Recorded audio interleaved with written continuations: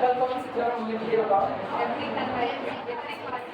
Every Cauchy sequence AN is convergent, ये हुआ ना। दूसरी theorem every Cauchy sequence is bounded. अब पहले ये अच्छा एक काम करो ना, इन थ्योरम पर नंबरिंग कर देना, क्योंकि एक थ्योरम होगी इफ एंड ओनली इफ वाली, उसमें हम किसी दो थ्योरम का ही यूज कर रहे होंगे, तो इसे पहला नंबर कर दो। जो अभी अभी हम लोग कल थ्योरम प्रूव किए हैं, every Cauchy sequence is convergent, इसको नंबरिंग कर दो। अब दूसरी थ्योरम लिखना, second theorem second, every Cauchy sequence is bounded, every Cauchy sequence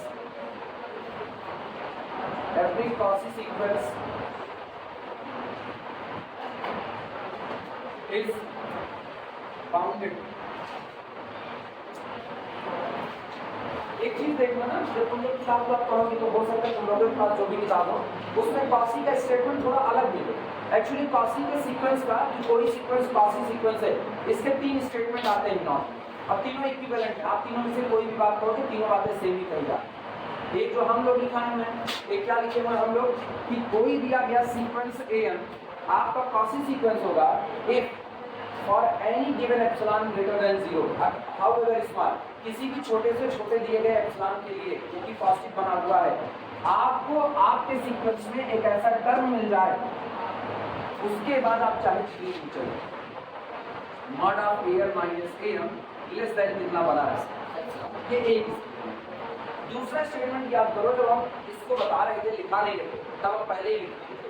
अब कहते हैं आपके सीक्वेंस में एक सिचुएशन ऐसी आए कि उसके बाद आप किसी भी दो टर्म को उठा लीजिए, किसी भी दो टर्म को, उनके बीच का अंतर लेस देन कितना बना रहे एप्सिलॉन, यानी for all P, Q, for all P, Q greater than M। Sequence में चलते चलते आप एक पोजीशन पर पहुंच गए, कहां पर, M पर। M के बाद सिचुएशन ये बनी ना, P और Q चाहे जितनी दूर चले जाओ, मतलब आप अपने सीक्वेंस में चाहे जिस टर्म को ले लो, किसके बाद, n टर्म के बाद, इन दोनों के बीच का अंतर AP माइनस AQ ये लेस देन कितना बना रहेगा, जितना बड़ा, जितनी दूर ये दोनों टर्म मौजूद होंगे ये अंतर उतना छोटा, जितनी दूर ये टर्म मौजूद है उतना ही छोटा होगा। ये ऐसी सीक्वेंस का पहला term A1, A2, A3, A4, A5, धीमे धीमे इनके बीच की डिस्टेंस कम होनी चाहिए। यहाँ से ऐसी सिचुएशन बनी, सब एक में डूब गए, यानी A6 जो आपका है, A6 ये आपका हो चुका है AM, ये आपका MH स्टेप है। इस स्टेप के बाद आप अपने सीक्वेंस में चाहे जितना आगे चले जाएं, चाहे जितना आगे, और रैंडमली किसी भी दो टर्म को ले, यहाँ से दो टर्म उठा, तो यहाँ से हमने एक टर्म उठाया AP और यहाँ से उठाया AQ, इनके बीच का जो अंतर होगा वो आपको दिए गए छोटे से भी छोटे नंबर एप्सिलॉन से भी कैसा आएगा, छोटा। आपका सीक्वेंस ना बुझ चुका है। जब आपके सीक्वेंस के टर्म एक जगह पर बुझ करके झुंड बनाना चालू कर दे, तो मान करके चलो अब आपका सीक्वेंस क्या बनने वाला है, Cauchy सीक्वेंस। झुंड बनाने का मतलब है डेंसनेस लेकर के चल जाए, लोग एक दूसरे के नजदीक आए, ऐसी डेंसिटी, वो डेंसनेस नहीं जो डिफाइन है, उसकी बात नहीं करें। जैसे एग्जांपल के तौर पर ना अगर हम इनकी बात करें 1, इसके बाद देखो 1/2, लेकिन आपके नजदीक आए 1/3, धीमे धीमे लोग नजदीक आए 1/3, अगला और नजदीक 1/4, अगला 1/5, अगला 1/6। तुमको लग रहा होगा कि हम इसके नजदीक पहुंच रहे हैं, किसके, 0। हाँ, हम 0 के नजदीक पहुंच रहे हैं। तुमको ये भी लगेगा कि हम एक वक्त 0 पर जाकर के टकरा जाएंगे, ऐसा कभी नहीं। अगर मैथमेटिकली ये बात है ना, मैथमेटिकली ये बात कभी पॉसिबल है ही नहीं कि आप 0 तक पहुंच सको। रीजन, आप टेंडिंग टू 0 हो, लेकिन आप 0 पर अगर पहुंच गए, सोचो अगर तुम 0 पर पहुंच गए, तो अगर आप किसी चीज पर पहुंच गए तो वो चीज आपके लिए फाइनाइट हो गई। जबकि मुझको पता है ऐसे कितने लोग होते हैं इनफाइनाइट, तो आप इनफाइनाइट लोगों को पार नहीं कर पाओगे। इसका मतलब है आप कभी 0 तक पहुंच भी नहीं पाओगे। तो कोई आदमी पूछेगा ना कि आपकी टेंडेंसी कहाँ है, तो हम कहेंगे मेरी टेंडेंसी 0 की तरफ चलने की है।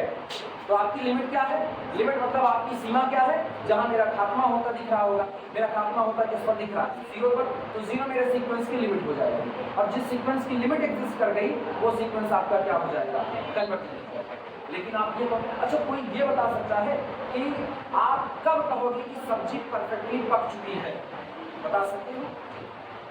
कब कहोगे कि सब्जी एकदम परफेक्टली पक गई, अब उसके बाद और पकाने की इसको नीड नहीं है, उसके बाद पकाओगे तो मामला गड़बड़।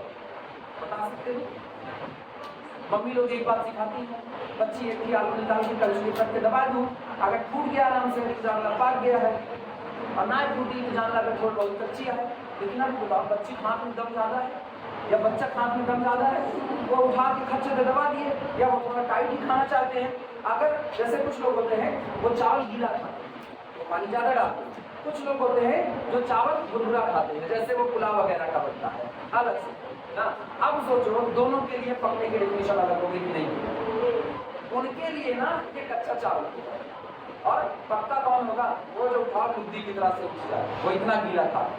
नहीं, तुम लोगों को खराब लगता हो, रियलिटी ऐसा नहीं है। उन लोगों को वो पसंद है, क्यों? उनके अपने लॉजिक, उनके अपने लॉजिक ये कहते हैं आप उसको जितना ज़्यादा पका दोगे उतना ज़्यादा आपकी आंतों को उस पर मेहनत कम करनी पड़ेगी। चावल अगर नाली वाली में गिरा रहे तो देखो सुबह तक रोटी ये जो पड़ी रहेगी ना फूल के फट जाए, चावल ऐसे ही दाने में फूलेगा, ठीक? तो वो यही लॉजिक पकड़ लेते हैं। अब उनका लॉजिक सही है गलत है इस पर नहीं जाना।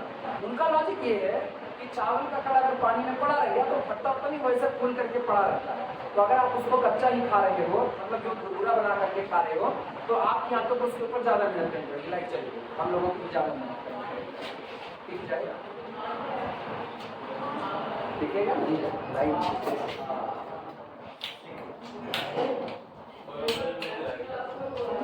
थाम गया, चला गया।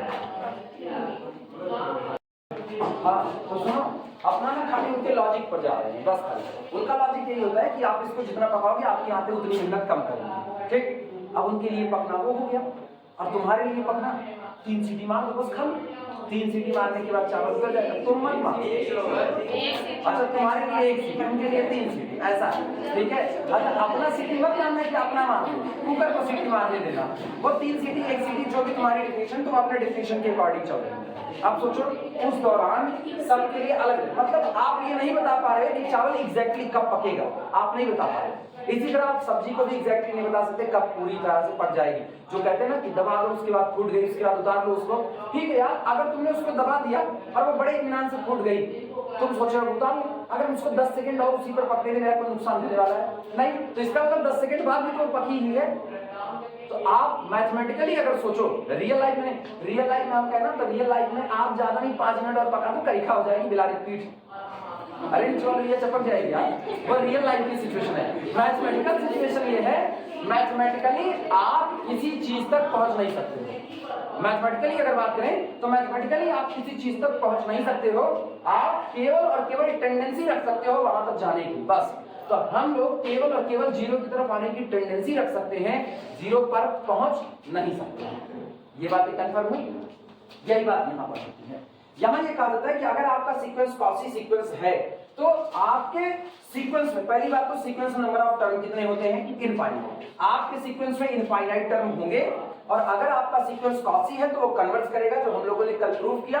और अगर कन्वर्जेंट है तो इसका मतलब चलते चलते चलते चलते कहीं ना कहीं पर इसकी टेंडेंसी है रुकने की, और अगर इसकी टेंडेंसी कहीं ना कहीं रुकने की है तो इसका मतलब इन्होंने गैदरिंग कर ली होगी, झुंड बनाया होगा। झुंड बना लिया तो इसका मतलब एक कंडीशन ऐसी आ गई कि अब झुंड बनाने से ये मतलब बिल्कुल ना समझना कि हम झुंड बनाने का मतलब केवल घनापन ही इकट्ठा करें, नहीं, क्योंकि कांस्टेंट सीक्वेंस का भी अपना झुंड बता दे यार। मैं बड़ी ज्यादा हमको नहीं सीक्वेंस बनाने दे रहे। हाँ यार छोड़ो, ये लाइट वाले हमसे मजाक करवा रहे हैं या मेरा मजाक करवा रहे हैं। अब इनका वही मीम्स बनता है, देख रहे हो विनोद क्या क्या हो रहा है। चलो हाँ, डेंस का मतलब ये मत सोचना कि डेंस का मतलब यही हुआ कि टर्म एक दूसरे के नजदीक ही आते जा रहे हैं। अगर टर्म के बीच की दूरी भी कांस्टेंट बनी हुई है, टर्म के बीच की दूरी कांस्टेंट बनी हुई है, तो ऐसे में भी वो डेंस ही अपनी डिफिनेशन। यहाँ हम पहले चैप्टर का डेंस नहीं बोल रहे हैं तो हमेशा याद रखना इस बात का। जैसे ये सीक्वेंस बना लो 1 1 1 1 1 1 1 सो रियल नंबर की लाइन पर ना आप घनापन लिए हुए, क्यों? रियल नंबर की लाइन पर आप हिल नहीं रहे हो अपनी जगह से। कौन मांगेगा? इसे खड़े हो गए 1 पर आकर के। सीक्वेंस का पहला टर्म 1, दूसरा टर्म 1, तीसरा टर्म 1, हमें हट ही नहीं रहे हो, मतलब खुद से खुद की दूरी कितनी हो गई? 0। अब जब खुद से खुद की दूरी 0 हो गई तो दुनिया की सबसे छोटी दूरी भी कौन होती है? 0। इसके अलावा इस दुनिया में दूरी नहीं बनी है। अगर तुम इसके बाद दूरी मांगोगे ना तो इसके बाद वो दूरी जिंदा हो जाएगी। या तो आपकी किसी से दूरी खत्म हो सकती है और या तो आपके और उसके बीच में दूरी हो सकती है, यही दो ही चीज होती है। हो सकती है वाले में कई चीजें होती हैं, आपकी उससे दूरी कम हो सकती है, आपकी उससे दूरी ज्यादा हो सकती है, और खत्म होने का मतलब केवल कितनी हो जाएगा, 0। और एप्सिलॉन कैसा चुना जाएगा, पॉजिटिव, तो इसका मतलब जो भी पॉजिटिव है वो 0 से तो बड़ा ही होगा। तो ऐसे में ये सीक्वेंस जो आपको नहीं लग रहा कि घनापन लिए हुए, वास्तविकता में घनापन है इसका खुद का, ये एक ही जगह पर खड़े होकर के बार बार अपने आप को रिपीट कर रहा है, हम ही है जो कुछ है। तो इसका मतलब इसका कोई भी दो टर्म उठा लोगे और आपको जो मर्जी वो एप्सिलॉन दे दिया जाए, जो मर्जी एप्सिलॉन आपको दे दिया जाए, हाउ एवर स्मॉल दिया जाए, लेकिन किसी भी दो टर्म को उठाओगे तो उनके बीच का अंतर लेस देन कितना बैठेगा, एप्सिलॉन। तो ऐसे कांस्टेंट सीक्वेंस में ये सिचुएशन कहीं जाना नहीं पड़ता, पहले स्टेप से हो जाती है। Whatever be the epsilon, m is equal to always 1। पहले स्टेप से ही ये बात सही है कि आप पहले स्टेप से अपने सीक्वेंस में चाहे जितना आगे दौड़ जाइए, आपके किसी भी दो टर्म के बीच का अंतर लेस देन क्या बना रहेगा, एप्सिलॉन। हाँ, अगर आपका सीक्वेंस कांस्टेंट नहीं है तो बिल्कुल तब वहां पर ऐसा घनापन लेगा कि लोग एक दूसरे के नजदीक आते चले जाएंगे।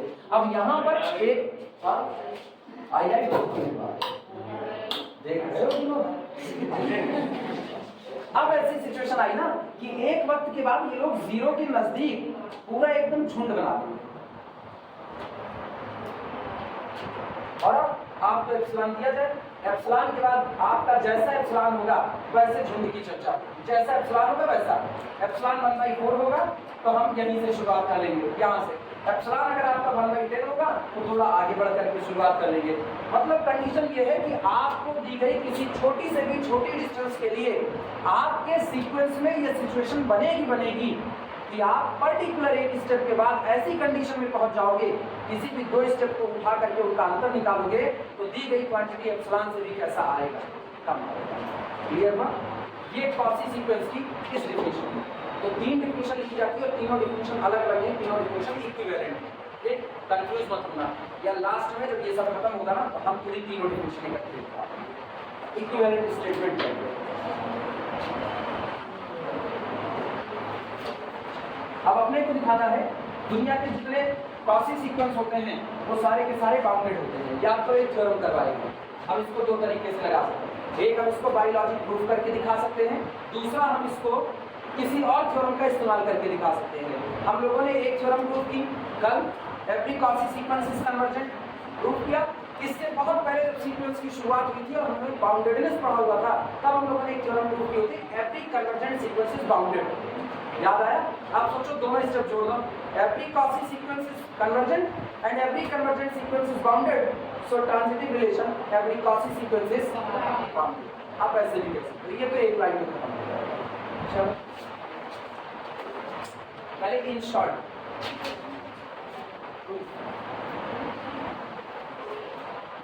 फर्स्ट, ये जो पहला वाला तरीका है, ये पहला तरीका हमेशा वाइवा के लिए रखना। वाइवा हो और कहें साबित करो every Cauchy sequence is bounded, सीधे कहना sir every Cauchy sequence is convergent, every convergent sequence is bounded, so Cauchy is also bounded. बात खत्म।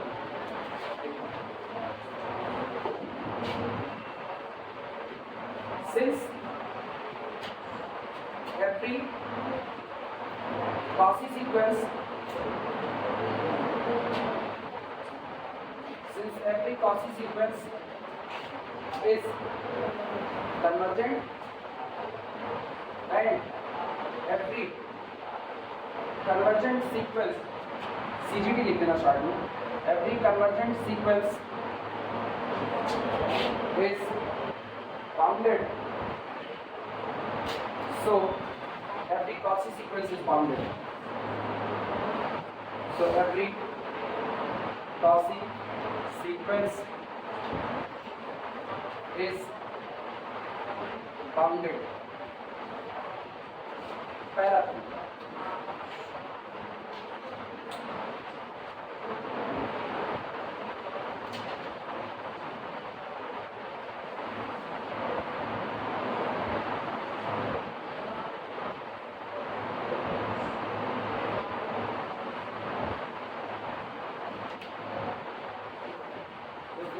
तो लोगों को टाइम परफेक्टली बताते हैं, फिक्स टाइम, कुछ टाइम नहीं पता टाइम क्या है। हाँ पहला दिन थोड़ी बचना दुनिया काम से बचना हाँ नहीं समझे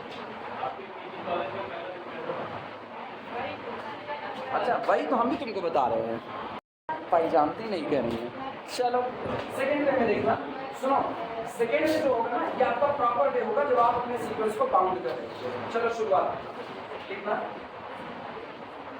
since sequence am is Cauchy sequence since sequence an is Cauchy sequence अच्छा अगर सीक्वेंस an Cauchy sequence है तो डिफिनेशन याद करो Cauchy कहते हैं कि अब ऐसी कंडीशन में एक सिचुएशन तो ऐसी बनेगी कि उस स्टेप के बाद आप किन्हीं भी दो टर्म को उठा के उनका अंतर निकालोगे वो अंतर लेस देन क्या बैठेगा एप्सिलॉन यानी अगर मेरा सीक्वेंस Cauchy है तो mod of the difference between an and am conformally less than epsilon whenever n greater than or equal to n लिखो इस बात को this implies that the difference between an and am कभी ये मत पढ़ना उसको बता रहे कभी ये मत पढ़ना ना mod of an minus a वरना याद करने में दिक्कत है याद करने में अपनी लैंग्वेज याद करो the difference between any two term कौन से nth term and mth term अब तुम जरूरी नहीं तुम n और m ही लगाओ तुम p और q लगाओ किसने रोका है कुछ भी कर सकते हो mod of an minus am यानी the difference between an and am conformally less than epsilon for any epsilon greater than 0 and m greater than 0 very large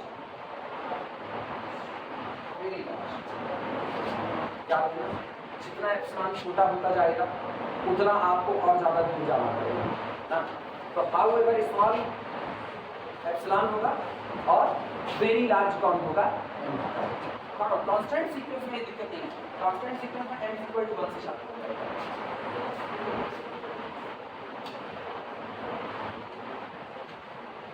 अब बताना दिस इंप्लाइज दैट इसका मतलब क्या होगा तुम एक चीज यहाँ से पाते हो अगर इसको मॉड हटाया जाए तो हम इसको लिख सकते हैं an minus am less than epsilon but greater then minus epsilon लिखा जा सकता है लेकिन अभी जो बात लिख रहे हो for all n greater then और इक्वल टू अभी तुम ये बात इस पर लिखो और तुमको सीक्वेंस के हर टर्म को बाउंड दिखाना है हर टर्म तो इसका मतलब ये कंडीशन नहीं होनी चाहिए बल्कि आपको केवल चाहिए for all small n limit proof किए थे याद है अब हम मिनिमा चुनेंगे किसमें से a1 a2 a3 ये फिगर याद आ रहा है ये एप्सिलॉन काइंड होता था याद आया और हम कहते थे a1 a2 a3 a4 a5 so on am-1 ये और एक और लेते थे कौन सा l माइनस एप्सिलॉन लेते थे और फिर l प्लस एप्सिलॉन लेते थे याद आया जहाँ l कौन था वो जो लिमिट बन गई अब हम उन दोनों में से मिनिमा और क्या चुनेंगे मैक्सिमम और उसके बाद सारे टर्म इसके बीच में बाउंड अब इसके बाद की चीज पर इतना नोट करो तो आगे बढ़ो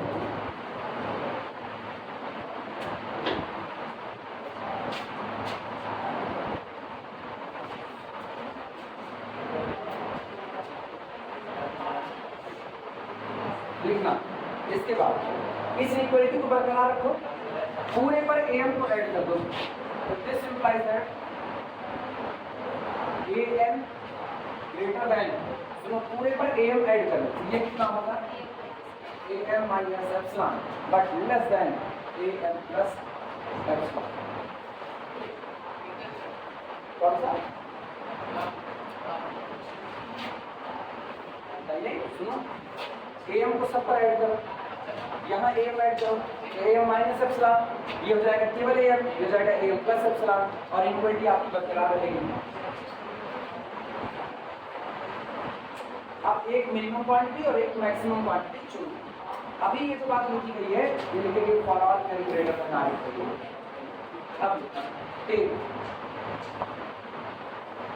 मिनिमम ऑफ अब भैया आप जो बात लिख रहे हैं अगर तुम वहां समझे होंगे तो यहाँ तुमको बिल्कुल डाउट नहीं होगा अगर उसको भूले होंगे तो यहाँ तुम फिर डाउट में फंसोगे क्यों हमने मिनिमम में a माइनस एप्सिलॉन शामिल किया और मैक्सिमम में a प्लस एप्सिलॉन वहाँ बहुत डीपली समझाया जाता है इस बात को take minimum of a1 a2 a3 अब सो ऑन चलते चलते कहाँ तक शामिल करेंगे ये वाला a n माइनस ये जो पूरी भीड़ आपकी आई ना, इनमें से हम लोग क्या चुन लेंगे, मिनिमा, और उस मिनिमा को हम लोग नाम दे देते हैं स्मॉल, आया ना। और maximum of A1 A2 A3 up to so on AM plus epsilon, और इस मैक्सिमा को नाम दे देंगे कैपिटल। नोट कर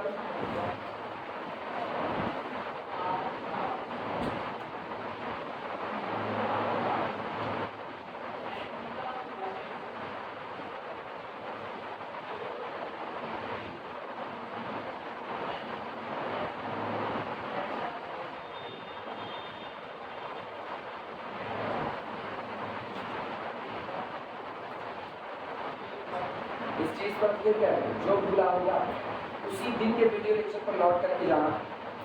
उस दिन हम इसको खूब डीपली समझाया था, इसीलिए समझाया हम कहे भी थे कि ये तुमको बार बार मिलेगा, और ये फिर टकराया तुमसे। तो ये मिनिमा और मैक्सिमा कैसे चुनते हैं, वहां पर हम मेरे ख्याल से 2 या 3 पॉइंट बना करके उसके बाद फिर लिखा है।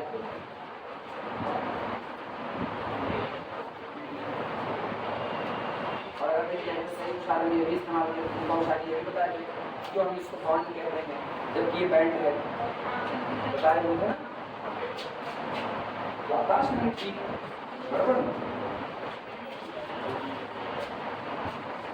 सुनो, अब दिमाग चौड़ा, ये बताओ जरा इस लाइन को ध्यान दो, इस लाइन को। ये लाइन कहती है कि जब n greater than r equal to m होगा, उस दिन सीक्वेंस के टर्म जो होंगे, मतलब nth टर्म के बाद जितने सीक्वेंस होंगे वो सारे सीक्वेंस कितने के बाद, nth टर्म के बाद, उनको आपने बाउंड कर दिया। लेकिन जो पीछे छूट गया ना, वो रुक गए थे। आप पूरे सीक्वेंस को तब बाउंडेड करोगे जब सीक्वेंस का हर टर्म बाउंडेड हो जाएगा, मतलब सीक्वेंस 2 नंबर के बीच में बंद करके रह जाएगा, तभी आप सीक्वेंस को बाउंडेड कहोगे। ना नीचे जा सकता है ना ऊपर जा सकता है, दोनों साइड यही जाने वाला है।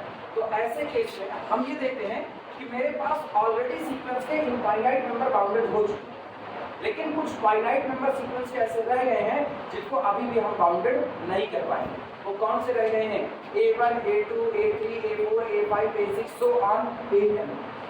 लेकिन m के बाद वाले जितने हैं, कौन से m के बाद जितने हैं उनको आप खुद ही लिख चुके हो, less than AM plus epsilon and greater than AM minus epsilon. आप इनको बाउंड कर दीजिए, लेकिन अभी भी आपने A1 को A2 को A3 को सो ऑन AM को, इसको आप अभी भी बाउंड नहीं कर पाए, तो आपको इनको भी बाउंड करना पड़ेगा। अब आप इनको बाउंड कैसे करेंगे वो देखना। हम ये देखते हैं कि A1 A2 A3 A4 A5 so on AM और AM माइनस एप्सिलॉन, इन सारे लोगों में सबसे छोटा टर्म स्मॉल q। इसका मतलब हम ये कह सकते हैं इस पूरी भीड़ में सबसे छोटा स्मॉल q है। तो AM माइनस एप्सिलॉन या तो यही स्मॉल q होगा, या तो स्मॉल q इससे भी छोटा, क्योंकि ये मिनिमा की भीड़ में शामिल है। तो इसका मतलब this quantity is less then small q, सही है। और AM प्लस एप्सिलॉन शामिल है मैक्सिमम की भीड़ में, this quantity is greater than capital K। और अब तुम गौर करो, कैपिटल K जो होगा वो A1 के बराबर हो सकता है या बड़ा हो सकता है, हाँ या ना। और कैपिटल K A2 के बराबर हो सकता है या बड़ा हो सकता है, बाहर क्या लगा मैक्सिमा है कैपिटल K। A3 से बड़ा हो सकता है या बराबर हो सकता है, AM प्लस एप्सिलॉन से बड़ा हो सकता है या फिर बराबर हो सकता है। कुल मिलाकर के जो कुछ फाइनाइट नंबर छूटे, अब ये उन सब से या तो बड़ा होगा या तो बराबर। तो जितने फाइनाइट नंबर छूटे वो भी इससे छोटे हो गए कि नहीं, बन गए। और यही हाल किसके साथ हुआ, मिनिमा के साथ। तो अब हमको ये लिखने की नीड नहीं, अब हम क्या लिखेंगे, for all small n belong to the natural number set n। और अब आप इसको चुनो, इसको चुनो और इसको चुनो। तो every member of the sequence is less than or equal to capital K but greater than or equal to small k for all small n belong to the natural number set n। और आपका sequence कैसा हो चुका है, समझ में आया logic. अब हम बता रहे ये लॉजिक एक ही जगह पे समझ में आया होगा बस। और ये उनको जरूर समझ में आया होगा जो वहां पर जब हम इसको डीपली समझा रहे थे उसको समझ के बैठे होंगे। इसीलिए मेहनत एक बार की जाती है, उसका फल बार बार मिलता है। चलिए अब लिखा है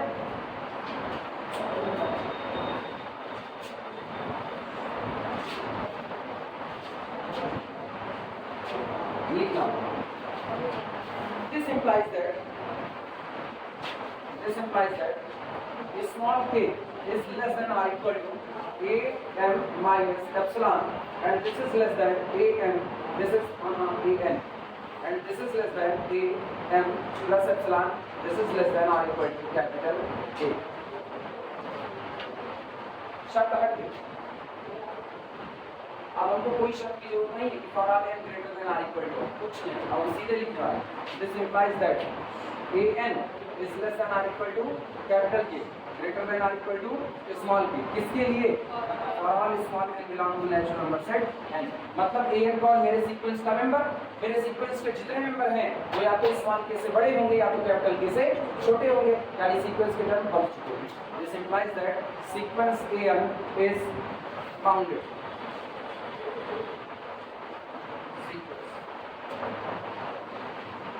इसलिए क्या होता है, अपने चीज गौर करो, बाउंडेडनेस जब हम उधर लिमिट में दिखाए ना, ऐसे ही दिखाए। Every convergent sequence is bounded में, बस हम लोग क्या चुन रहे थे? a1 a2 a3 so on l minus, इनके बीच से चुने।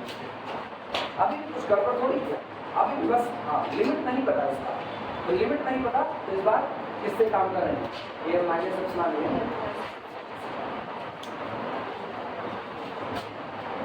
अब दो तरीके हैं तुम्हारे पास किसी भी क्लासिक सीक्वेंस को बाउंडेड करने के। अब हम अगली जो तीसरी प्रूफ करने चल रहे हैं, every convergent sequence is classic. पहली क्या थी? Every classic sequence convergent. दूसरी every classic sequence is bounded. अब तीसरी अब प्रूफ करने चल रहे हैं एवरी ना। अब ये दोनों जो पहली और तीसरी है ना, ये दोनों मिलकर के एक कंट्रोलेट की कंडीशन की। सोचो पहली थ्योरम क्या है आपकी? पहली थ्योरम है every classic sequence is convergent. अब तीसरी क्या है? Every convergent sequence is classic. दोनों को एक में मर्ज करो। A sequence is classic sequence if and only if it is convergent. अगर आपका सीक्वेंस क्लासिक है तो वो कन्वर्जेंट है, और कन्वर्जेंट है तो वो क्लासिक सीक्वेंस होगा। और क्लासिक ना मैथमेटिशियन का नाम, ये मत खोज लेना डिक्शनरी में कि क्लासिक का मतलब क्या होता है। क्लासिक मैथमेटिशियन का नाम है। वो इस थ्योरम को देखे तो उन्होंने इसको अपने नाम पे कर दिया कि मतलब एवरी कन्वर्जेंट सीक्वेंस आज से किस नाम से जाना जाएगा? क्लासिक सीक्वेंस के नाम से। नाम एक खोजने लगा क्लासिक का मतलब क्या।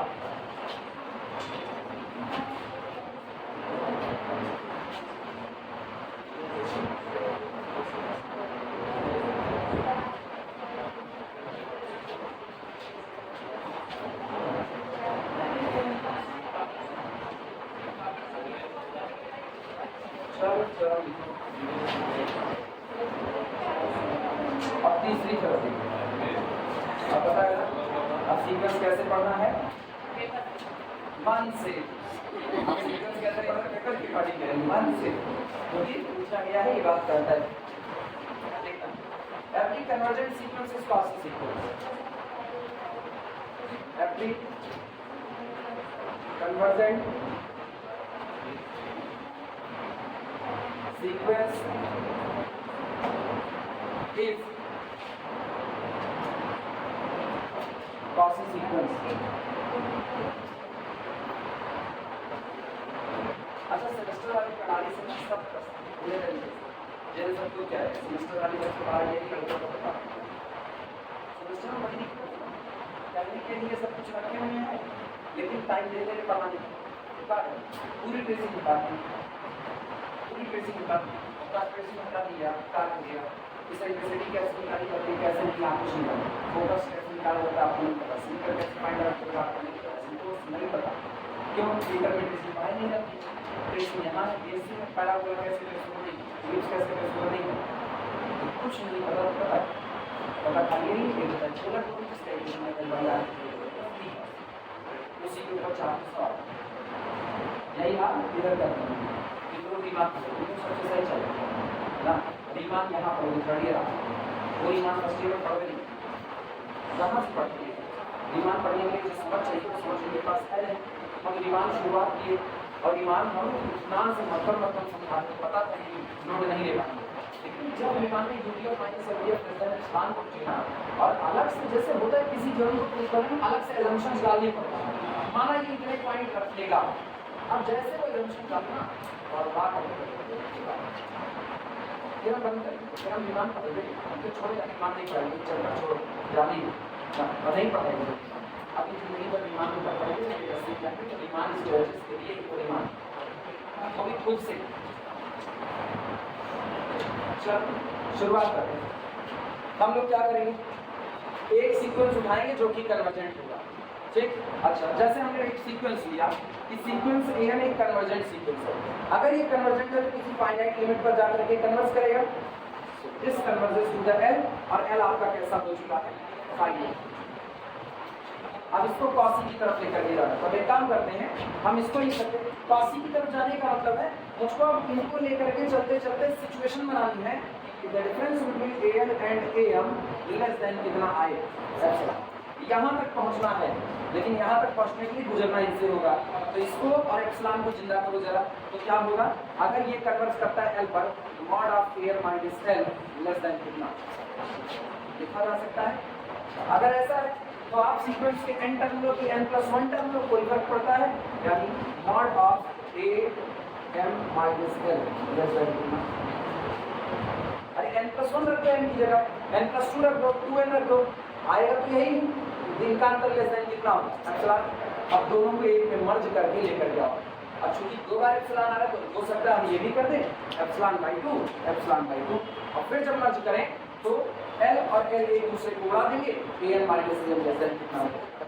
ऐसे भी रास्ते से जा सकते हैं, कोई और रास्ता बीच में सूझ गया, कोई और रास्ते से चले जाएंगे। समझ में आया कैसे किए? मेरे दिमाग में चल रहा है कि कॉसी का क्राइटेरिया ये, इस क्राइटेरिया तक पहुंचने के लिए यहाँ से शुरुआत करनी है, यहाँ से शुरुआत करनी है। तो दिमाग में पहली बात आती है किसको जिंदा करना पड़ेगा, एप्सिलॉन, और किसको, An को। तो An minus L less than epsilon को जिंदा होगा। अब जिंदा करना है किसको, एम। एम के लिए हम लोग बाई पार्ट रास्ता निकालते हैं। चले आगे,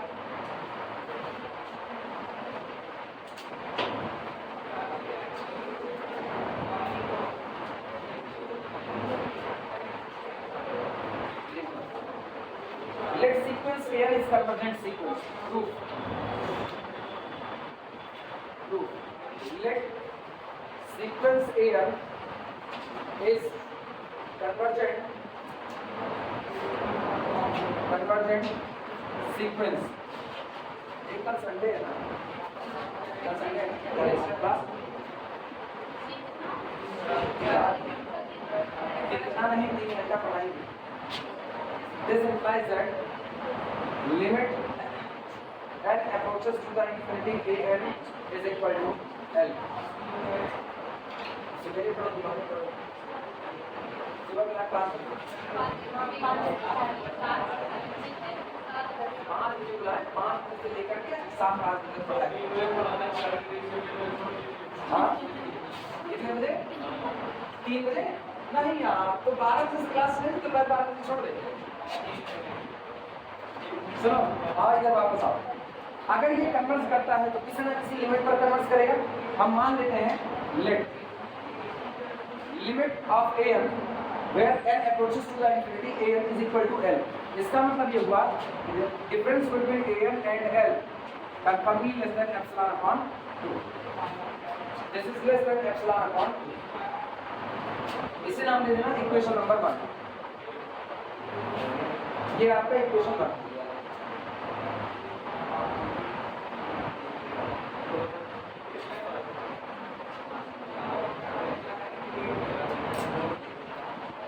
अब अगली लाइन सुनना, और अगली लाइन सोच करके बताना क्या सचमुच सीक्वेंस में ये अगली लाइन लिखी जा सकती है। अगर सहमति है लिखी जा सकती है तो बड़ी अच्छी बात, नहीं सहमति है तो बताई जाएगी। तो बनाना ही सहमति। When जब कभी n ग्रेटर देन कैपिटल के, जब आप एक ऐसे स्टेप में चल रहे हो कि वो स्टेप आपका जो है वो किसी नंबर कैपिटल के से जाता है, और जहां पर कैपिटल के very large, when n greater than capital K here और एप्सिलॉन ग्रेटर देन 0, किसी दिए गए एप्सिलॉन ग्रेटर देन 0 के लिए वेरी स्मॉल या very small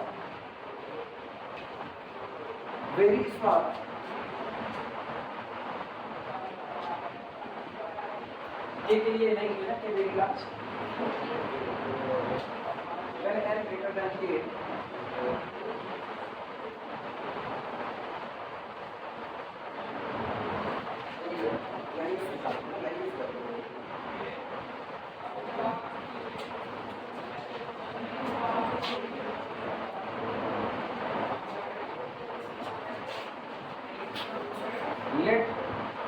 n greater than k, very large, and epsilon greater than 0, very small। हम ये मान रहे हैं कि माना मेरे सीक्वेंस में एक स्टेप ऐसा आया है जो स्टेप मेरे द्वारा चुने गए किसी बड़े नंबर कैपिटल के से भी क्या हो चुका है, बड़ा। जैसे हम k बराबर 1000 चुन लिए तो हम अपने सीक्वेंस में 1000 के बाद वाले टर्म की चर्चा करेंगे। अगर हम k बराबर 2 लाख चुन लिए तो हम अपने सीक्वेंस में 2 लाख के बाद वाले टर्म की चर्चा करेंगे। और एप्सिलॉन आपको दिया गया कोई बहुत छोटी क्वांटिटी है, epsilon greater than 0, very small. तो इस दौरान क्या हम ये नहीं लिख सकते, for n greater then m we take, हम ले सकते हैं we take the difference between am and small l less than epsilon by 2। सोच कर ये तब है when जब m greater than capital K, when m greater than capital K लिखा जा सकता है। सही है गलत है? दूसरी बात, अब एक तरीका ये, दूसरा तरीका, एक तरीका ये है इस पर अभी हमने कोई शर्त नहीं रखी है, जबकि इस शर्त के साथ याद है डेफिनेशन भूल गए थे तो इस पे शर्त नहीं लगाया तो हम ध्यान नहीं, इस पे एक शर्त को भूल गए लगाना। सीक्वेंस की लिमिट के लिए शर्त बोलो क्या लिखी जाती है, बताओ। उस पे शर्त लगते नहीं की, हमको ख्याल नहीं है, तुम लोग बोलते नहीं कि एक बात नहीं। A sequence am converges to the L, इसका मतलब क्या लिखा जाए, क्या लिखते थे, for all small n greater than or equal to n, the difference between am and L less than कितना। एक स्टेप के बाद ये सिचुएशन बनती थी, कुछ स्टेप चलने के बाद आपको ऐसी सिचुएशन मिलेगी कि आपके टर्म और आपकी लिमिट के बीच का अंतर जो है वो लेस देन कितना होगा, एप्सिलॉन होगा। वो बात कहाँ लिखा, ऐसे तो मान लिया जाए कहीं से भी उठा लीजिए, कहीं से भी नहीं चलेगा, वो शर्त लगानी पड़ेगी। ये शर्त तब है, अब सुनो, इस पे के को इंक्लूड कर दो, ये तब है ना when n greater then capital K, जब n बड़ा हो k से, क्योंकि अगले में हम m को इन्वॉल्व करने जा रहे हैं इसलिए यहाँ पर when n greater then capital K, very large and epsilon greater than 0, very small. और इस पूरे को इक्वेशन नंबर बनता है ये बात, पहली बात, पहले वो शर्त बनाओ, शर्त नहीं बनाओ तो मामला ही गड़बड़ हो जाएगा। वापस समझना, जिनको नहीं समझा है वो इधर समझो। अगर मेरा सीक्वेंस L पर कन्वर्ज करता है तो निश्चित तौर पर चलते मेरे सीक्वेंस में एक सिचुएशन बनेगी कि हम इतना सफिशिएंटली लार्ज स्टेप चल चुके होंगे कि उसके बाद हम कोई भी सीक्वेंस का टर्म उठा लें, उसके और लिमिट के बीच का अंतर लेस देन कितना हो जाएगा, एप्सिलॉन बाई 2 हो जाएगा। जहां पर एप्सिलॉन कौन है, आपको दी गई सबसे छोटी बात, छोटी से भी छोटी जितना आप सोच सकते हैं। क्लियर है, बस वो पॉजिटिव होना चाहिए। ये पहली शर्त है। अब am को इंक्लूड कराओ, am इंक्लूड कराने में देखना, अच्छा ये बताना, दिमाग चलाना, am को चुनेंगे कैसे, उसी पर सारा दारोमदार। आप ये कह रहे हो कि सीक्वेंस के टर्म am और उसकी लिमिट n के बीच का अंतर लेस देन एप्सिलॉन बाई 2 तब बन रहा है जब n बड़ा हो रहा है किससे, k से। इसके पहले नहीं हुआ, लेकिन जब आप जैसे सीक्वेंस में पहला स्टेप आप चल रही है a1, आप देखते हो कि सीक्वेंस के टर्म के और आपको दिए गए एप्सिलॉन के, सीक्वेंस के किसी दो टर्म और आपको दिए गए एप्सिलॉन के बीच का अंतर क्या लेस देन एप्सिलॉन आ रहा है कि नहीं। एग्जांपल्स के तौर पर सीक्वेंस 1, 1/2, 1/3, 1/4, 1/5, चलो हम सबको एप्सिलॉन लेते हैं, एप्सिलॉन इज इक्वल टू 1/2। अब आप चेक करोगे किसके बाद ये सिचुएशन बनेगी, किसी भी दो टर्म का अंतर 1/2 से कम आएगा, इनके बीच का अंतर कितना आएगा, 1/2 आएगा। यानी a1 के और a2 के बीच का अंतर अभी 1/2 आ रहा है, कम नहीं हो रहा है। तो पहले स्टेप के बाद ये सिचुएशन अभी आप दूसरे के बाद देखना, आप दूसरे स्टेप पर खड़े हो, दूसरे स्टेप के बाद जो मर्जी वो टर्म उठा लो, हम इसको उठा रहे और दूसरे को उठा रहे, 1/2 1/3 के बीच का अंतर कितना, 1/6। This is conformally less than 1/2। इसका मतलब मुझको स्टेप मिल चुका है k is equal to. Second step के बाद सिचुएशन ये बनी है कि आप इनमें से अब कितने कितने टर्म बचे हैं सीक्वेंस में, इनमें किसी भी 2 टर्म को उठा लो, उनके बीच का जो अंतर होगा किसके साथ, 1/2 के साथ। यहाँ लिमिट 1/2 ले आ, लिमिट 1/2 ला, क्लासिक पे नहीं ला, एप्सिलॉन 1/2 है। अच्छा लिमिट, हाँ लिमिट 0 लगी ना, 0। इनके बीच का अंतर कितना जाएगा, लेस देन 1/2 जाएगा, क्योंकि ये जो सीक्वेंस चुने ना इसकी लिमिट कितनी आ रही है, 0, इस पर ध्यान दीजिए। अब फिर सुनना, अगर यही दोनों थमा दे एप्सिलॉन इज इक्वल टू 1/4 थमा, अब गौर करो, अगर एप्सिलॉन 1/4 थमाए तो लिमिट के और 1 के बीच का अंतर कितना, 1। अभी 1/4 से कम नहीं हुआ, लिमिट के और 1/2 का अंतर कितना, 1/2, अभी 1/4 से कम नहीं हुआ, लिमिट के 1/3 के अंतर कितना, 1/8, अभी भी 4 से कम नहीं हुआ, 1/4 से कम नहीं हुआ, 3 स्टेप चल चुके लेकिन अभी भी कम नहीं हुआ। लेकिन चौथे स्टेप पर पहुंचोगे तो इनका और 0 का अंतर कितना, 1/4 बराबर आ गया, अभी कम नहीं हुआ। लेकिन 4 स्टेप के बाद अब चाहे जहां चले जाओ, 1/5 और 0 का अंतर 1/5, 1/4 से कम है, 1/10 और 0 का अंतर 1/10, वो भी 1/4 से कम है। तो अब हम आगे चाहे जितनी दूर चले जाएं, the difference between term and our limit less than 1/4। तो इसका मतलब मेरे लिए आज कैपिटल के बराबर कितना हो गया, सॉरी 4 × 5 के बाद कम हो रहा है, सॉरी 5 से कम होने की शुरुआत है।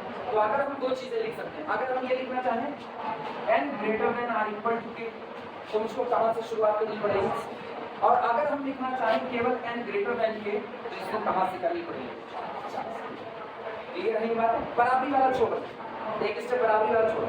अब यही चीज अगर हम कर दें कि हम k इज इक्वल टू बहुत बड़ा करके 100 कर दें, तो हमारे लिए क्या हो जाएगा, सॉरी एप्सिलॉन करना था, एप्सिलॉन इज इक्वल टू 1/100 करना, तो कैपिटल के मेरे लिए क्या हो जाएगा, 100 स्टेप चलने के बाद। ये बात समझ में आ रही है। तो इसी चीज को यहाँ पर लिखा गया, अगर आपका सीक्वेंस एल पर कन्वर्ट कर रहा है तो चलते चलते आपके सीक्वेंस में आपको एक बड़ा एक स्टेप ऐसा मिल जाएगा जिसके बाद आप चाहे जितना दूर चले जाओ, आपके टर्म और आपकी लिमिट के बीच का अंतर जो होगा वो दी गई क्वांटिटी से भी कैसा रहेगा, छोटा, एप्सिलॉन/2 से भी कम। क्लियर है ये बात? अब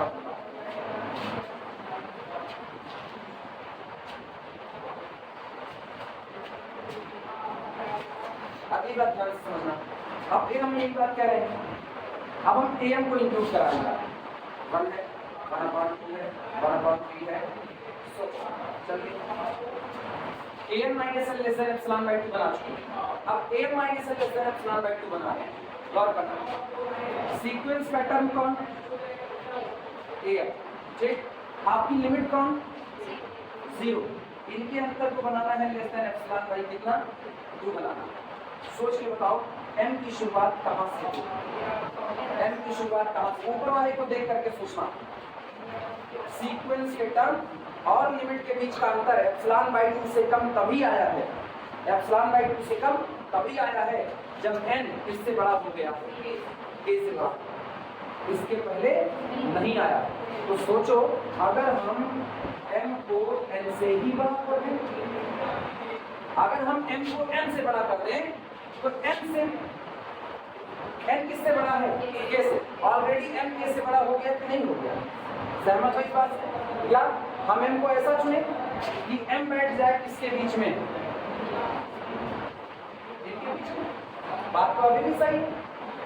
whenever n greater than k, the difference between general term and limit less than कितना एप्सिलॉन/2, कब सिचुएशन बनी, जब आप k से बड़े हो, m भी तो k से बड़ा है, तो इसका मतलब m के लिए भी लिख सकते हैं whenever m greater than capital K, whenever m greater than capital K, then the difference between am and l less than epsilon upon कितना हो जाएगा, लिखा जा सकता है कि नहीं। ये तो ऐसी सिचुएशन है जब आप केवल k को ख्याल करते हैं, केवल k का ख्याल करें, हम k का ख्याल ना करें, हम k का ख्याल हटा दें दिमाग से, हम कहें हमने इसके लिए k चुना, इसके लिए भी नया स्टेप चुना, एकदम नया स्टेप, तब देखना क्या हाल होगा। ये आपका sequence A1, A2, A3, A4, A5, so on, और यहाँ पर आपकी लिमिट कितनी है, L। इत्मीनान से समझना, एनालिसिस की समझ यही है कि आपको स्टेप पता होना चाहिए क्यों ये स्टेप ऐसे लिया जा रहा है।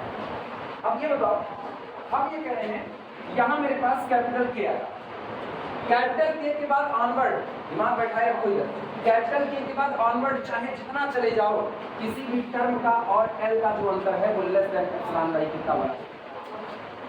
सहमत इस बात से? अब हम यही बात कहने चल रहे हैं एक और नंबर के डैश हम ये कहें कि अगर मेरा सीक्वेंस कन्वर्जेंट है, अगर मेरा सीक्वेंस कन्वर्जेंट जो कि मान करके चले, तो निश्चित तौर पर मेरे सीक्वेंस में चलते चलते एक सिचुएशन ऐसी आएगी, एक नंबर ऐसा आएगा के डैश, जिस नंबर के बाद हम कोई भी टर्म ले लें, हम बदल चुके हैं, कोई भी टर्म ले लें, उसका और एल का जो अंतर होगा वो लेस देन होगा एप्सिलॉन बाई। सही है गलत? अब तुम ये बताना, एक बार आपने के चुना किसको देखते हुए, और फिर आपने के डैश चुना किसको देखते हुए, अब दोनों में मिनिमा कौन, दोनों में मिनिमा कौन, तो ये सिचुएशन तो के ही बात बन जा रही है। तो आप इन दोनों के लिए अलग अलग नंबर ना लेकर के दोनों का मिनिमा ले लो, यानी सिलेक्ट मिनिमा ऑफ कैपिटल के कॉमा के डैश, इन दोनों का मिनिमा आप लोगे ना, तो अगर आप एम को देखो तो वो भी के से बड़ा है, और एम को देखो तो एम के डैश से बड़ा है, लेकिन के डैश के से बड़ा है, तो एम आपका के से बड़ा है, आया ना? तो आप इन दोनों के लिए दो नंबर चुनने के बजाय सिंगल नंबर से काम कर सकते हो कि नहीं? मान लो के डैश बड़ा नंबर तो हो सकता है के डैश यहाँ आपको मिल गया। अब के डैश के बाद कंडीशन ये बनी कि whatever be the m difference l less than कितना रहा, आप पर भी तुम एक चीज गौर करो, के डैश से ही ये कंडीशन होती है, क्योंकि अब मिनिमा कौन है, के डैश मिनिमा, आया ना?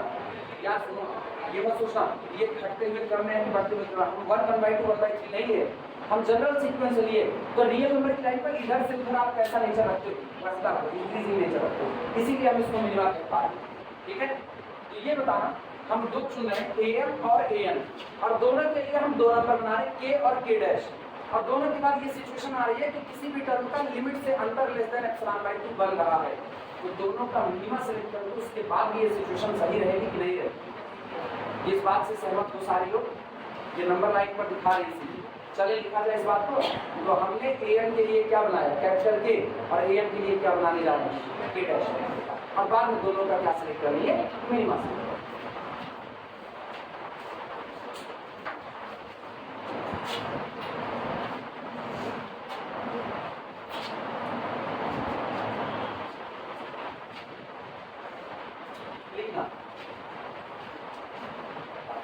एक और चीज, हम इस काम को और आसान कर सकते हैं, मिनिमम का सिलेक्ट है, हम एक और आसान काम करते हैं, हम के से ही काम चलाते हैं, के से ही काम चलाते हैं, कैसे काम चलाएंगे उसमें फिर काम किया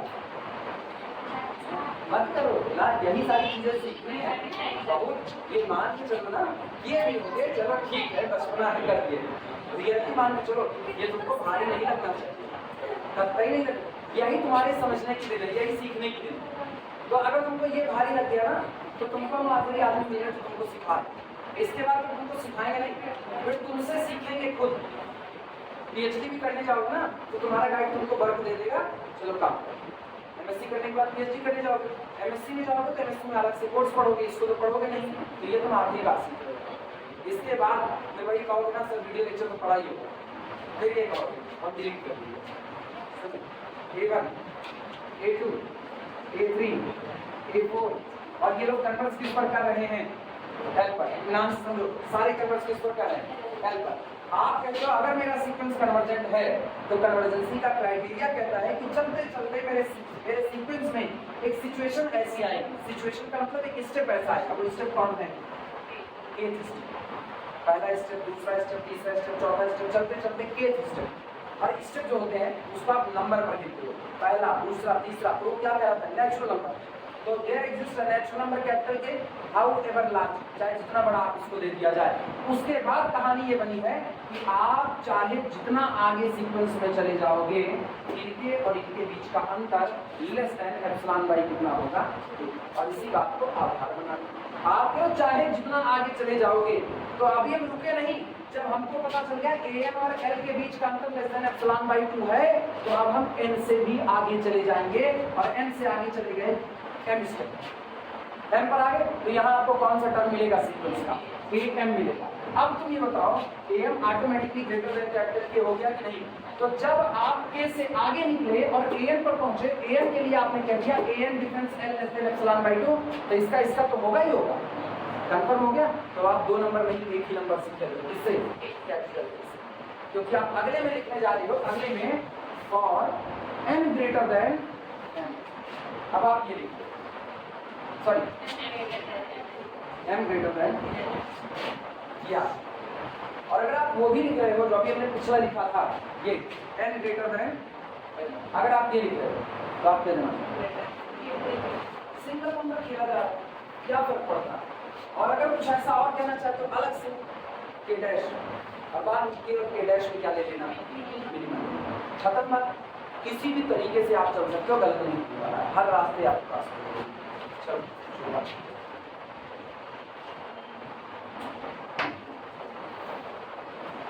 ये k डैश वाला चल रहा है जो दोहरा चल रहा है, k डैश लेकर, क्योंकि मिनिमम वाला दिखाना ज़्यादा अच्छा है, कई लोग कहते हैं ना नहीं दोहरा, हालांकि कोई कहता नहीं, हम सुधार करेंगे। लिखना फॉर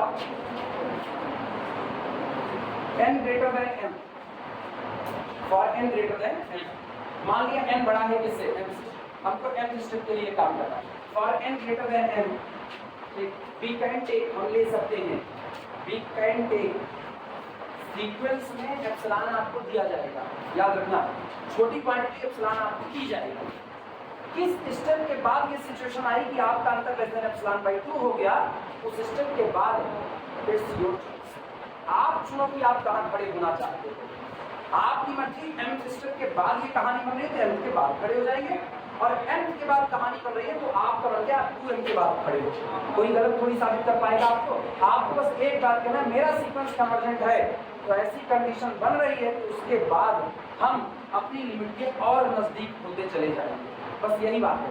अब वो आप चाहे यहाँ से कहो, चाहे वहाँ जाके कहो, चाहे आपको एक आदमी को नींद से जगाना है, चाहे आप घर के बाहर खड़े हो चिल्लाओ फलाने जाग जा सवेर हो गया है, चाहे आप उसके कमरे में आकर के, चाहे आप उसके कान में चिल्लाओ, it's your choice.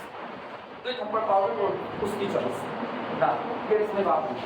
For n greater then m we can take the difference between am and l less than epsilon by 2 when, जब m greater than k dash, नया नंबर इंक्लूड कर रहे हैं, m greater than k dash and k dash greater than 0 is very large,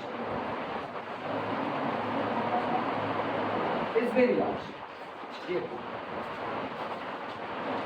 greater than 0 very large।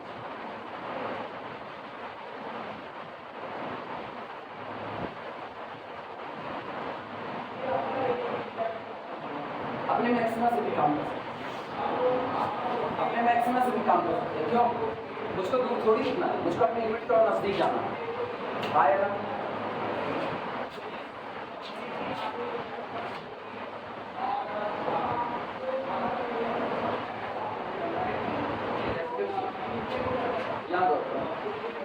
Capital के बाद ये situation बन चुकी है कि यहाँ से आपकी लिमिट के बीच का अंतर लेस देन कितना हो गया, फिर आपने कहा हम am से भी आगे निकल आए, कहाँ पर आ गए, और इनके बीच का अंतर लेस देन कितना हो गया, एप्सिलॉन बाय 2। तो रियलिटी में जब आपको दावा ठोकना है कि अब कहानी सबके लिए सही होगी, तो आपके लिए पीछे रुकने से बेहतर है कहाँ रुक जाओ, आगे आओ, और आगे आकर के रुकोगे। अब आप क्या कहोगे, भैया जब आप am का और l बाई 2 का l का अंतर देखते हो, एप्सिलॉन बाय 2 से कम आता है, जब आप am का और आप l का अंतर देखते हो तो वो एप्सिलॉन बाय 2 से कम आता है। इसका मतलब मैक्सिमा ऑफ कैपिटल के एंड k डैश, दोनों के मैक्सिमम से भी अगर आप आगे रुकते हो तो हमेशा सीक्वेंस के किसी भी टर्म और लिमिट का अंतर लेस देन कितना आता है, एप्सिलॉन बाय 2। कंफर्म हुई बात? तो आप पीछे रुकना चाहो पीछे और आगे जाना चाहो तो दोनों बातें सही है। मैक्सिमम पे काम करो, आप सीक्वेंस के लिमिट के और नजदीक पहुंचो। लिखना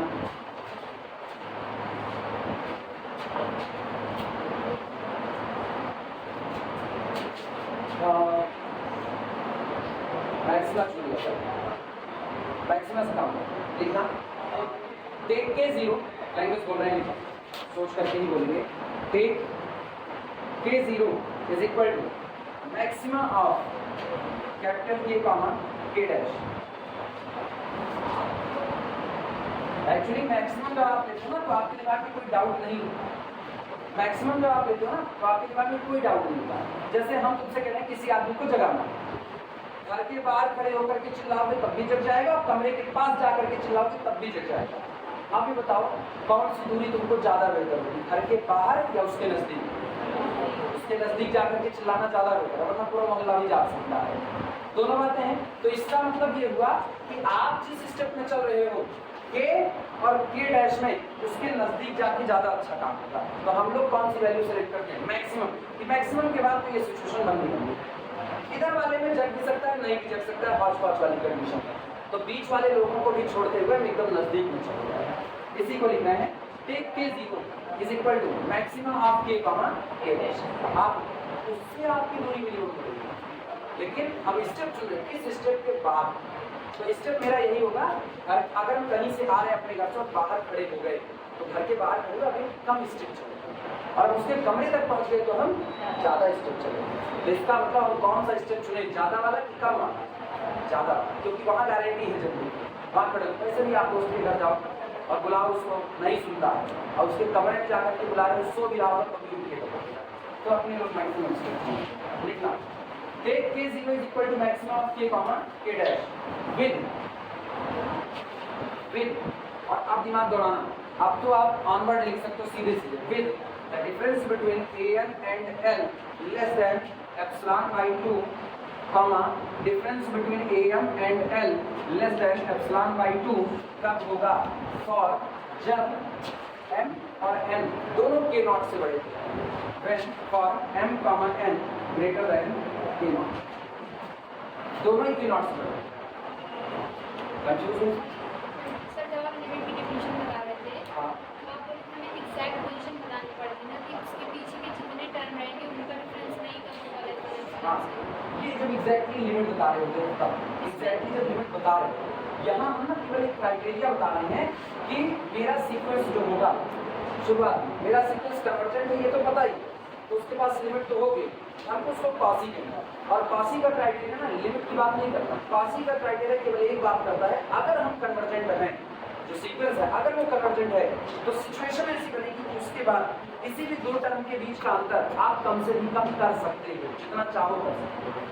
अगर हम कहें कि 1/2 से कम लगाओ तो 1/2 से कम कर सकते हो। अगर हम कहें उनके बीच का अंतर 1/100 से कम कर दो, अगर वो कन्वर्जेंट है मतलब पासी सीक्वेंस है तो तुम उसके बीच का अंतर इससे भी कम किया जा सकता है। तो यहाँ पर लिमिट की चर्चा नहीं, यहाँ ये चर्चा है कि सीक्वेंस के टर्म को जितना हो सके उतना नजदीक ला सकते। कन्वर्जेंट को कह रहा है अगर आप उसको जितना चाहो उतना नजदीक ला सकते हो, तो ये बिहेवियर पासी का होता है, तो वही कन्वर्जेंट सीक्वेंस क्या बन जाएगा? पासी बन जाएगा। इसीलिए हम ना इससे ख्याल भी नहीं कर रहे हैं कि हम कहाँ जा रहे हैं, बस मुझको ये पता चल रहा है इस स्टेप के बाद ये, इस स्टेप के बाद ये, तो इन दोनों में से मैक्सिमम चुनेंगे तभी ये होगा। अभी क्लियर हो? ये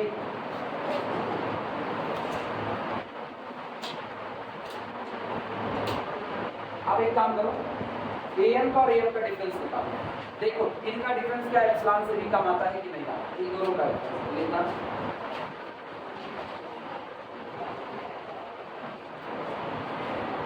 नाउ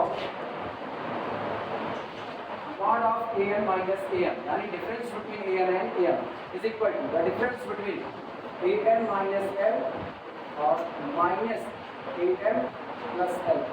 हाँ या ना लिखा जा सकता है, l जोड़ा l घटा है, and this is equal to mod of an minus l minus am minus l। सही है गलत? mod of z1 plus z2 less than or equal to mod of z1 mod of z2। सही है? और ये पता है ये किससे छोटा और ये किससे? दोनों मिलकर के कितना है? हो गया। इन दोनों के बीच का डिफरेंस लेस देन कितना होगा? एप्सिलॉन। कंडीशन हो चुकी है, इसका मतलब कि आपका कन्वर्जेंट सीक्वेंस क्या बन गया? पॉसिबल। और ये दोनों स्टेप कब आ रहे हैं? जब आप ये काम करोगे। पहले बार m, n greater then k। मतलब आपको एक नंबर मिल गया, जिस नंबर के बाद आप चाहे जितना आगे चला जाओ किसी भी दो टर्म के बीच का अंतर लेस देन कितना हो जाएगा, epsilon. That is the difference between nth term and mth term less than epsilon for all m comma n greater than k naught. हाँ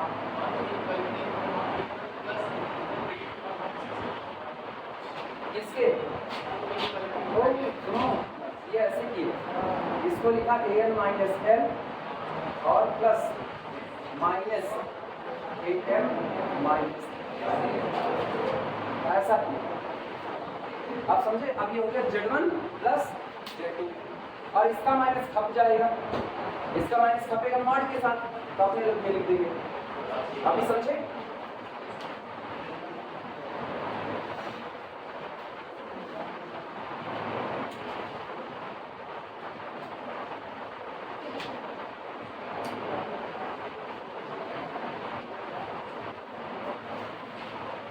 लिख देना which is Cauchy criteria, इसके बाद which is Cauchy criteria for convergence।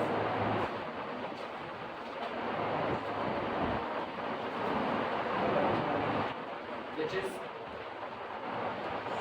Cauchy criteria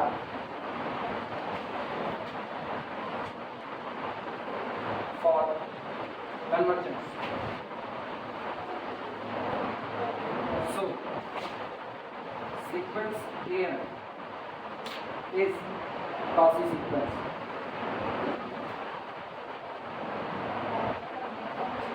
इसलिए आपका दिया गया sequence AN कैसा सीक्वेंस होगा, Cauchy सीक्वेंस होगा।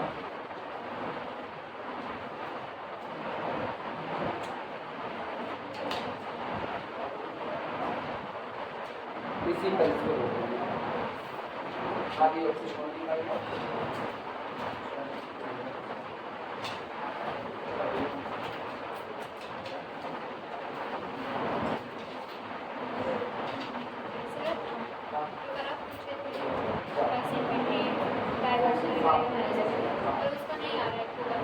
नहीं आएगा, तो देखो आएगा कि नहीं आएगा, तो दिन आप क्या पता ना ही आए, तो दिन आप बोलो अगर कुछ कभी नहीं होगा। चलो सवाल पूछे, एक तरफ प्लस इन्फिनिटी आए, दूसरी तरफ कोई फाइनाइट आए, दूसरी तरफ माइनस इन्फिनिटी, अब दोनों के सम की लिमिट, दोनों का डिफरेंस कन्वर्जेंट कर दो, यही ना? सोचो ऐसा होगा कि ना हो, लेकिन नहीं होगा, पूछा जाएगा होगा,